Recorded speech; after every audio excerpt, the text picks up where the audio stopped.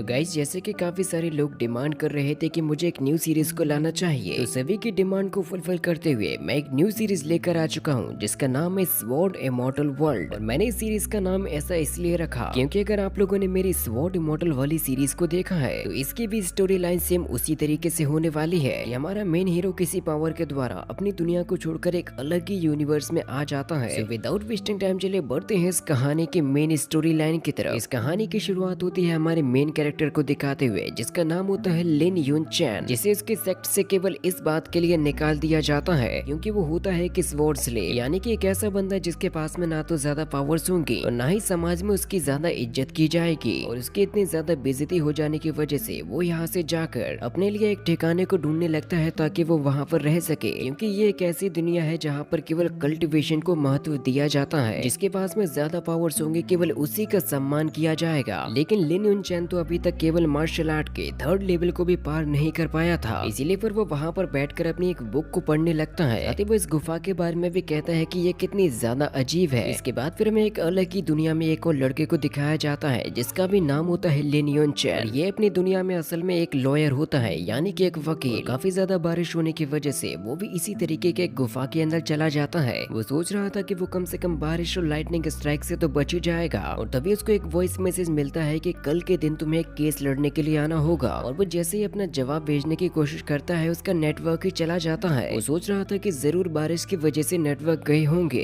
तभी उसको एक अजीब से स्टोन नजर आता है जिसमें से निकलने वाली बिजली लिन यून चैन को हिट हो जाती है, जिससे कि ये दोनों ही अलग अलग यूनिवर्स के लिन यून चैन एक दूसरे के साथ में जुड़ जाते हैं। वो दोनों ही अपने अपने प्रोफेशन और अतीत के बारे में बातें करने लगते हैं। और लॉयल लिन यून चैन की सोल आ गई होती है एंशिएंट टाइम वाले लिन यून चैन के अंदर, जिससे कि उसके अंदर दोनों ही बॉडीज की मेमोरीज थी। उसको अपने आप ही पता लग जाता है कि ये जुआन हुआंग का कॉन्टिनेंट है, और उसे लिन यून चैन की सारी हिस्ट्री के बारे में भी पता चल जाता है। और तभी वो एक लड़की को याद करता है जिसका नाम होता है सुजियाओ, जिसको आज उसे एक स्वॉर्ड देने के लिए जाना था। इसीलिए वो तुरंत ही स्वॉर्ड वॉशिंग पेविलियन में जाकर अपनी स्वॉर्ड को उठाता है, यहाँ से चला जाता है और सीधा पहुंच जाता है सुजियाओ के सामने। तो फिर एक जोपिंग नाम का लड़का उससे कहने लगता है कि तुम सुजियाओ के सामने सर झुकाओ, यहाँ तक कि हम भी उसको इस तरीके से नहीं देखते और तुम्हारी तो हमारे सामने औकात ही क्या है। और जब वो उसके साथ में बुरा बर्ताव करने लगते हैं तो सुजियाओ कहती है कि रुक जाओ, मुझे उसका एग्जामिन करने दो। लेकिन लिन यून चैन तो उसको पहले से ही पसंद करता था। सुजियाओ स्वॉर्ड को देखती है और कहती है कि हाँ, इस बार ये ठीक है। जिस बात को सुनकर वहाँ के सभी लड़के जल भुन जाते हैं। उन्हें यकीन नहीं होता कि आखिर लिन यून चैन ने स्वॉर्ड को इतना अच्छे तरीके से रेज कैसे कर लिया। लेकिन जो पिंग अभी भी उसके ऊपर अपना गुस्सा उतार रहा था। वो कहता है कि तुम्हारी वजह से सुजियाओ के इतना ज्यादा इंतजार करना पड़ा। तो फिर लिन यून चैन भी उससे कहता है कि तुमने अब मुझे गुस्सा दिला दिया है और इसका अंजाम तो अब तुम्हें भुगतना ही होगा। इसके बाद फिर वो काफी शानदार तरीके से जो पिंग को धोने लग जाता है। किसी को भी अपनी आंखों पर यकीन नहीं होता कि आखिर इस स्वॉर्ड स्लेव में इतनी ज्यादा एबिलिटीज कहाँ से आ गई। और लिन यून चैन उसको हराने के बाद कहता है कि क्या तुम्हारे अंदर इतनी ही ताकत थी। लेकिन जो पिंग अपने लोगों से कहने लगता है कि इसने मुझे उतना भी ज्यादा नुकसान नहीं पहुंचाया जितना कि ये लगता है। लिन यून चैन सोचने लगता है कि ये मार्शल आर्ट की जिंदगी भी काफी ज्यादा इंटरेस्टिंग है, और फिर वो इन सभी के सभी कैरेक्टर्स को याद करते हुए यहाँ से जाने लगता है और कहता है कि मैं इस दुनिया में आया हूँ तो काफी सारी नॉलेज को तो सीख कर ही जाऊंगा। और वो पहुंच जाता है स्वॉर्ड वॉशिंग पेविलियन के सामने। वो सोचता है कि जरूर इस दुनिया वाले लिन यून चैन को यहाँ से काफी समय पहले निकाल दिया गया होगा। फिर तभी अचानक से ही लिन यून चैन अपने आप को अपनी स्पिरिचुअल वर्ल्ड में पाता है, जहाँ पर उसके सामने वो सारी के सारी मेमोरीज आने लगती हैं, जो कि सारी के सारी एक ही बार में लिन यून चैन की बॉडी में एंटर कर जाती हैं। और वो कहता है कि एक लॉयर होने के नाते मैं किसी के साथ भी अन्याय नहीं होने दूंगा। वो सोचने लगता है कि इन सारी चीजों के बारे में तो मैंने केवल नॉवेल्स में ही पढ़ा था, लेकिन अब वो ज्यादा देर तक यहाँ का नौकर नहीं रहने देगा, क्योंकि अभी तो सिर्फ यहाँ पर उसकी नई जिंदगी की शुरुआत हुई है। इसके बाद फिर वो यहाँ से सीधे चला जाता है होंग लाओ के पास में, और वो उससे कहते हैं कि क्या तुम सच में आउटर गेट के लिए अप्लाई करना चाहते हो। लिन यून चैन कहता है कि हाँ, अब मैं स्वॉर्ड वॉशिंग पेविलियन को छोड़कर अपनी एक नई जिंदगी की शुरुआत करना चाहता हूँ। मुझे खुशी है कि मैंने आपके साथ में इतने समय तक काम किया। तो होंग लाओ उससे कहने लगते हैं कि अभी तो केवल तुम्हारी जिंदगी की शुरुआत हुई है, तुम्हारी जिंदगी में अभी इतने ज्यादा उतार चढ़ाव भी आएंगे जिनसे तुम्हें जिंदगी की असली पहचान होगी। लिन यून कहता है कि हाँ, मैं जानता हूँ, लेकिन मैं पूरी जिंदगी पर एक स्वॉर्ड स्लेव बन के नहीं रहना चाहता। हाँ, मैं जानता हूँ कि 3rd लेवल के आगे कल्टीवेट करना मुश्किल होगा, लेकिन अब मैं अपनी जिंदगी को अपनी शर्तों पे जीना चाहता हूँ। तो होंग लाओ लिन यून चैन से कहते हैं कि मैं काफी खुश हूँ तुम्हारे लिए, क्योंकि मैं भी ये चाहता हूँ कि तुम एक आउटर डिसाइपल बनो। वैसे मेरे पास में तुम्हें देने के लिए ज्यादा कुछ तो नहीं है, लेकिन मैं तुम्हें अपनी ये पेंटिंग जरूर दे सकता हूँ। तो लिन यून चैन कहता है कि रहने दीजिए,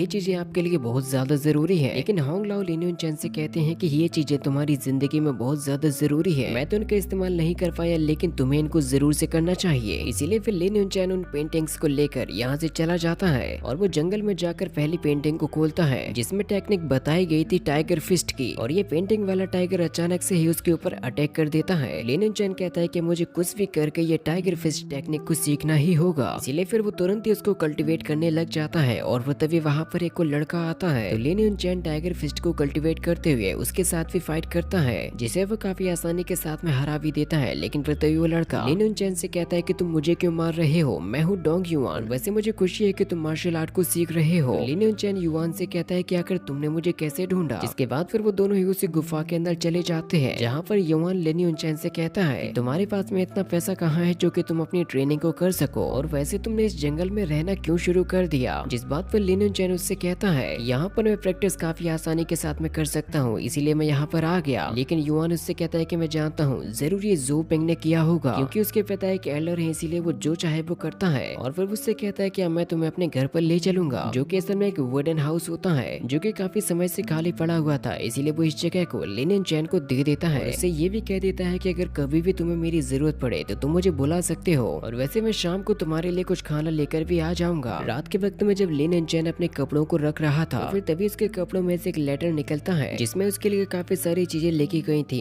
जो कि उसके आने वाले वक्त में जरूर से काम में आएंगी। तभी वो दोबारा से अपने पास में रखे हुए इस पेंटिंग को उठा लेता है और सोचने लगता है कि अगर उसे सभी का कर्जा चुकाना है तो उसे इंडिपेंडेंट तो होना ही होगा। इसीलिए वो तुरंत ही टाइगर फिस्ट को कल्टीवेट करने के लिए बाहर आ जाता है, जिसको सीखने में उसे काफी ज्यादा प्रॉब्लम्स का भी सामना करना पड़ रहा था। लेकिन फिर वो खुद पर भरोसा रखता है कि हाँ वो ये कर सकता है, जिससे कि फिर फाइनली उसने टाइगर फिस्ट टेक्निक को सीख ही लिया था। वो कहता है कि शायद ही कभी कोई इस टेक्निक को इतने जल्दी सीख पाया हो, और वो खुश होते हुए कहने लगता है कि अब बहुत हुई है गुलामों वाली जिंदगी, अब तुम जियोगे तो केवल अपनी शर्तों पर। इसके बाद फिर वो अगले दिन आउटर सेक्ट का डिसाइपल बनने के लिए चला जाता है यंग डीकन के पास में, जिसको देखकर सभी लोग हैरान थे कि ये आकर यहाँ पर कैसे आ गया। तो डीकन उससे कहते हैं कि तुम तो एक स्वॉर्ड स्लेव हो, मैंने तुम्हारे बारे में सुना है कि तुम स्वॉर्ड रेजिंग स्किल में बहुत कम समय में बहुत ही ज्यादा पॉपुलर होते जा रहे हो। तो लिन चैन कहता है कि हाँ, और आज मैं यहाँ पर आया हूँ ये बताने के लिए मैंने मार्शल आर्ट के 3rd लेवल को ब्रेक थ्रू कर लिया है, इस हिसाब से अब मैं आउटर डिसाइपल के लिए अप्लाई कर सकता हूँ। तो यंग डीकन कहते हैं कि हाँ, 3rd लेवल को ब्रेक थ्रू करने वाले आउटर डिसाइपल बनने के लिए अप्लाई कर सकते हैं, लेकिन तुम नहीं कर सकते। तो फिर लिन चैन कहने लगता है कि हमारे किंग इंसेक्ट के नियमों के हिसाब से अगर कोई भी 3rd लेवल को ब्रेक थ्रू कर जाता है, फिर चाहे वो स्वॉर्ड स्लेव में ही क्यों ना आता हो, वो आउटर डिसाइपल बनने के लायक हो जाता है। इसीलिए आप अपने हिसाब से नियमों को बदल नहीं सकते। यहाँ तक कि अगर आपने भी अपनी पोजीशन का गलत इस्तेमाल करने की कोशिश की तो आपको भी सेक्ट से लात मार के निकाल दिया जाएगा। कम से कम इन नियमों के बारे में तो आप जानते ही होंगे। जिस बात पर डीकन उससे कहने लगते हैं कि तुमने केवल पिल्स की मदद से कल्टीवेशन के 3rd लेवल को पार किया है, फिर तुम ही बताओ कि हम आकर ऐसे टैलेंट का क्या ही करेंगे। तुम अगर मेरे डिसाइपल्स के 10 मूव्स तक टिक जाते हो तो फिर मैं तुम्हें आउटर डिसाइपल बनने के काबिल समझूंगा, लेकिन अगर तुम ऐसा ना कर सके तब तुम्हें स्वॉर्ड वॉशिंग पेविलियन में वापस जाना होगा। तो फिर लिन चैन उन सभी लोगों से कहने लगता है कि जिसने जो बात कही है कृपया करके अपनी जुबान से मुकर मत जाना, क्योंकि इस बार ज़ो पेंग मेरे हाथों से बहुत ही बुरा पिटने वाला है। तो फिर यंग डीकन उससे कहते हैं कि मैंने जो कहा है मैं वो सब कुछ मानूंगा। और फिर ज़ो पेंग सीधा फाइट करने के लिए चला जाता है लिन चैन से, और लिन चैन आसानी के साथ में उसके 4 मूव्स को डॉज कर देता है, और इस बार अब वो सीधा अपने 5th मूव को हिट करने के लिए जा रहा था, जो कि असल में होती है ईगल स्ट्राइक। लेकिन लिन चैन इस मूव को भी आसानी के साथ में डॉज कर जाता है, और अब वो सीधा चला जाता है डीकन के सामने और उनसे कहता है कि जो ने मुझे चैलेंज किया था मैं उसको कंप्लीट कर चुका हूँ। लेकिन तभी जो अचानक से ही दोबारा से उसके ऊपर अटैक करने लगता है, जिससे कि अब उन दोनों के ही बीच में और भी ज्यादा गजब की फाइट होने लगती है। यहाँ तक कि जो लिन चैन के ऊपर एक पूरी की पूरी टेबल दे मारता है, लेकिन लिन चैन उससे भी बच चुका था, और अब लिन चैन उसके अटैक को रोकने के लिए अपने टाइगर फिस्ट पावर को यूज करता है, जिसको देखकर सभी लोग हैरान थे कि आखिर लिन चैन ऐसा कर कैसे रहा है कि ईगल पाम टेक्निक के सामने टेक पाना किसी के भी बस की बात नहीं थी, बल्कि लिन चैन ही उसको एक ही बार में हरा देता है। तो फिर डीकन लिन चैन से कहते हैं कि तुम्हारी हिम्मत कैसी हुई उसे इतना ज्यादा इंजर्ड करने की, मैं तुम्हें हमारे ग्रीन क्लाउड सेक्ट से बाहर निकाल दूंगा। तो लिन चैन डीकन से कहता है कि जब मैंने किसी भी नियम को नहीं तोड़ा तो फिर आप मुझे किसकी धमकी दे रहे हो। और फिर तभी यहाँ पर ग्रीन क्लाउड सेक्ट के यंग प्रिंस आ जाते हैं, जो कि ज़ो पेंग की ऐसी हालत को देखकर डीकन से कहते हैं कि मैं सब कुछ जानता हूँ, और वो लिन चैन से भी कहते हैं कि तुमने भी एकदम सही काम किया। और क्योंकि लिन चैन डीकन के टेस्ट को पास कर चुका है तो उसे आउटर डिसाइबल बनने का मौका भी दे देना चाहिए और लिनन को भी छोटी सी सजा दी जाएगी अपने साथ के डिसाइबल को मारने की। और वो उससे कहते हैं कि अच्छे तरीके से प्रैक्टिस करना क्योंकि तुम्हारा भविष्य इसी पर टिका हुआ है। इसके बाद फिर डीकन लिनन चैन को अपने साथ में ले जाते हैं और वो उसको ले जाते हैं ट्रीजर पेविलियन में, जहाँ पर सारी के सारी मार्शल आर्ट सीखने की बुक्स रखी हुई थी। लिनन चैन तुरंत ही उनमें से काफी इंटरेस्टिंग बुक को चूज कर लेता है। इसमें प्योर यांग कुंफू के बारे में बताया गया था, जिसको देखकर यांग डीकन थोड़े से शॉक रह जाते हैं। लेकिन फिर वो उससे कहते हैं कि तुम्हारी चॉइस तो काफी अच्छी है और फिर वो उसको ले जाते हैं उन बुक्स की तरफ जिसमें मार्शल आर्ट की स्किल्स के बारे में बताया गया था। और यहाँ पर भी काफी सारी बुक्स रखी गई होती हैं, लेकिन लिनन चैन को समझ में नहीं आ रहा था कि आखिर उसको कौन सी बुक चूज करनी चाहिए, क्योंकि इतनी सारी स्किल्स को देखकर उसका खुद का मन भटक जाता है। इसीलिए फिर वो काफी देर तक सोचने के बाद फाइनली एक बुक को चूज कर ही लेता है। लेकिन लिनन चैन ने जिस मार्शल आर्ट को चूज किया था उसको देखकर यांग डीकन के भी होश उड़ जाते हैं और वो लिनन चैन से कहते हैं कि क्या तुम मुझे पागल समझ रहे हो? हमने किताबों में से उन दो सबसे कठिन किताबों को चूज किया है जो कि सभी के लिए बहुत ही ज्यादा मुश्किल होती हैं। लेकिन लिनन चैन उनसे कहता है कि ये मेरी चॉइस है और आप इसमें कुछ भी नहीं कर सकते। तो डीकन कहते हैं कि हाँ वो तो ठीक है, लेकिन ये टेक्निक सीखने में तुम्हें तुम्हारी पूरी जिंदगी गुजर जाएगी। तो लिनन चैन कहता है कि मैं सोच चुका हूँ और मैं यही करूंगा। डीकन कहते हैं कि ठीक है, लेकिन जब तुम बाद में मुसीबत में पड़ोगे तुम मुझसे मत कहना, मैं तो केवल तुम्हारा ही भला चाहता था। और फिर वो एक स्वॉर्ड को उठाकर लिनन चैन को देने लगते हैं। वो कहते हैं कि ये स्वॉर्ड तुम्हारे हिसाब से बहुत ही ज्यादा सही रहेगी। इस तलवार को अपने पास में रखने से तुम्हें पावर्स का अंदाजा हो जाएगा कि ये कितनी ज्यादा पावरफुल है। लेकिन वो तो लिनन चैन के हाथों में आते ही टूट जाती है। तो डीकन कहते हैं कि शायद ये ज्यादा यूज होने की वजह से टूट गई होगी, इसीलिए वो उसको दूसरी स्वॉर्ड देते हैं, लेकिन वो भी टूट जाती है। और जब वो उसको तीसरी स्वॉर्ड देते हैं तो वो भी टूट जाती है। इसीलिए फिर लिनन चैन डीकन से कहता है कि लगता है कि आपके पास में कोई भी मजबूत तलवार नहीं है। तो डीकन कहते हैं कि रुक जाओ, अब मैं तुम्हें एक बहुत ही ज्यादा मजबूत तलवार दूंगा। और वो उसको एक लकड़ी वाली तलवार दे देते हैं जिसको वो नहीं तोड़ सकता। उससे कहते हैं कि अब तुम्हें इसी को लेकर जाना होगा क्योंकि तुम 3 तलवारों को तोड़ चुके हो। लिनन चैन यहाँ से जाते हुए कहता है कि इसमें ना तो ज्यादा वजन है और ना ही ज्यादा शार्पनेस, यहाँ तक कि इसमें से तो ज्यादा आवाज भी नहीं आती। और फिर वो फॉरेस्ट के बीचों बीच विंड स्वॉर्ड मेथड को ट्रेन करने के लिए चला जाता है। इसको यूज करने के लिए वो नेचर और विंड की पावर को यूज करेगा। नेचर के ऑरा की शक्ति का इस्तेमाल करते हुए फाइनली अपने इस मेथड को सीखने लगता है, जिसको वो बहुत ही जल्द सीख भी चुका था। यहाँ तक कि अब तो उसने प्योर यांग कुंफू को भी कल्टीवेट कर लिया था, जिससे कि फाइनली उसके बॉडी के सारे मेरिडियंस भी ओपन हो चुके थे। अभी लिनन चैन को अपने चारों तरफ ही काफी ज्यादा पावरफुल स्पिरिचुअल एनर्जी फील होने लगती है, जो कि असल में एक स्पिरिचुअल फ्रूट से निकल रही थी।